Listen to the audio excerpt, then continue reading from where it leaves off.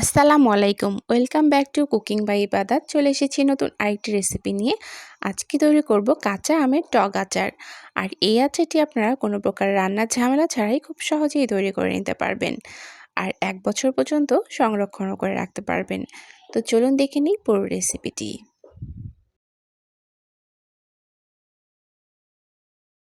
কাঁচা আমের টক আচার তৈরি করার জন্য আমি এখানে মিডিয়াম সাইজের ৪টা কাঁচা আম নিয়ে নিয়েছি। আর এই আমগুলোর আটিটা শক্ত হয়ে গেছে, ঠিক এই আমগুলোই নিতে হবে এই আচারের ক্ষেত্রে। এরপরে আমগুলো ধুয়ে পরিষ্কার করে নিয়ে নিব। আমগুলো ধোয়া হয়ে গেছে, এখন আমের যে গোড়ার অংশটা আছে সেটা আমি কেটে ফেলে দিয়ে দিব। এরপরে মাঝখান থেকে কেটে নিয়ে নিব। আমটা একটু সাবধানে কাটতে হবে, কারণ এখানে আটিটা শক্ত হয়ে গেছে, তাই হাত কেটে যাওয়ার সম্ভাবনা আছে। আমটা মাঝখান থেকে ফালি করে নেওয়া হয়ে গেছে। এরপরে ছোট ছোট টুকরো করে কেটে নিয়ে নিব।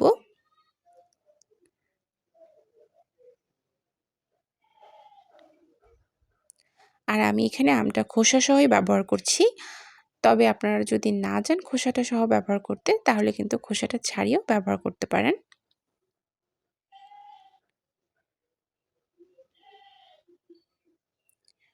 সবগুলো আম একই রকম করে টুকরো করে কেটে নেওয়া হয়ে গেছে। ঠিক এতটুকু মোটা করে আমগুলো টুকরো করে কেটে নিতে হবে।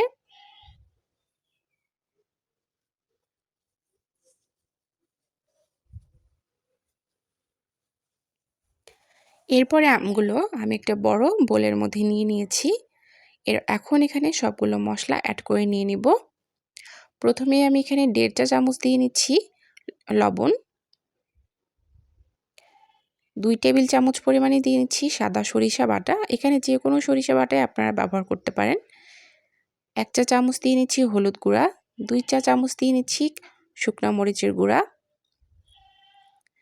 ঝালটা আপনারা বাড়িয়ে বা কমিয়ে নিতে পারেন। এখন এখানে ১ টেবিল চামচের মতো আমি চিনি অ্যাড করে নিচ্ছি, এতে করে টকটা একটু ব্যালেন্স হবে। তবে আপনারা যদি না চান চিনিটা স্কিপ করতে পারেন। সবগুলো মশলা দেওয়া হয়ে গেছে, এখন আমগুলো ভালো মতো মাখিয়ে নিতে হবে এই মশলাগুলোর সাথে।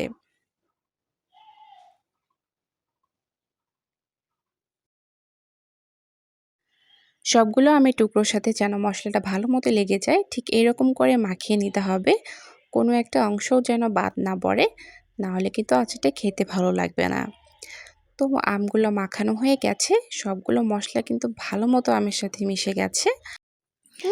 এখন আমগুলো রোদ্রে শুকাতে দিব, এই জন্য একটা বড় প্লেট নিয়েছি, যাতে আমগুলো ভালো মতো ছড়িয়ে দিতে পারি।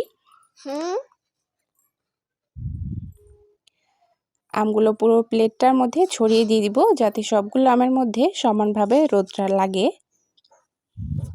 আমগুলো ছড়িয়ে দেওয়া হয়ে গেছে, এখন রোদ্রে আমি একদিন শুকিয়ে নিয়েছি।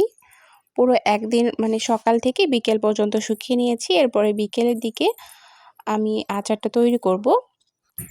এখন আচারে যে তেলটা দিব, সে তেলটা গরম করে নেওয়ার জন্য আমি এখানে ২৫০ গ্রাম সরিষার তেল নিয়েছি। তেলটা হালকা একটু গরম হয়ে আসার পর ১/২ চা চামচ পাঁচফোড়ন দিয়ে একটু ফোড়ন তুলে নিয়েছি। ফোড়নটা আসার পর ২-৩ মিনিট তেলটা গরম করে নিয়েছি।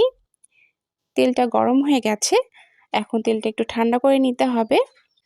আর আচার রাখার জন্য এই বয়মগুলো আমি আগেই ধুয়ে পরিষ্কার করে রোদ্রে শুকিয়ে নিয়েছি, যাতে কোনো প্রকার পানি এখানে না থাকে। পানি থাকলে কিন্তু আচারটা খুব তাড়াতাড়ি নষ্ট হয়ে যাবে। আমগুলো শুকিয়ে গেছে, ঠিক আমগুলো শুকানোর পর এইরকম হবে।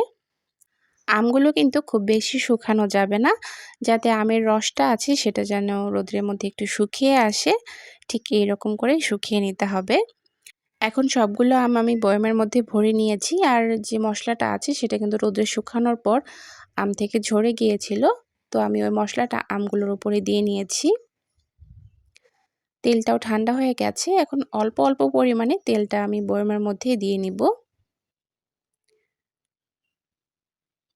একবারে কিন্তু বেশি পরিমাণে দেয়া যাবে না, না হলে কিন্তু তেলটা পড়ে যাবে। তাই অল্প অল্প পরিমাণে তেলটা বয়মের মধ্যে দিয়ে নিতে হবে। আর তেলটা এতটুকু পরিমাণে দিতে হবে যাতে আমগুলো পুরো তেলটার মধ্যে ডুবে থাকে।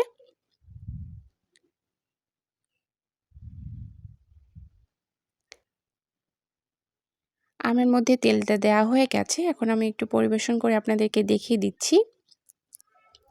দেখলেন তো কত সহজে এই কাঁচা আমের টক আচারটি তৈরি হয়ে গেল, আর কোনো প্রকার রান্নার ঝামেলা ছাড়াই। যে কোনো সময় আপনারা কিন্তু সহজেই এই আচারটা তৈরি করে রাখতে পারেন, আর 1 থেকে 2 বছর পর্যন্ত সংরক্ষণও করে রাখতে পারবেন। আর যখনই খেতে মন চাইবে তখনই বের করবেন আর খেয়ে নেবেন। তো আজকের আমার এই টক আচারের রেসিপিটি আপনাদের কাছে কেমন লেগেছে অবশ্যই কমেন্ট করে জানিয়ে দিবেন। যদি ভালো লাগে ভিডিওটাতে লাইক অ্যান্ড শেয়ার করে দিবেন। আর আমার চ্যানেলটি অবশ্যই সাবস্ক্রাইব করবেন। সেই সাথে পাশে থাকা বেল আইকনটি বাজিয়ে রাখবেন ভিডিও নোটিফিকেশন সবার আগে পাওয়ার জন্য। আজকের মতো এখানেই বিদায় নিচ্ছি। খোদা হাফেজ।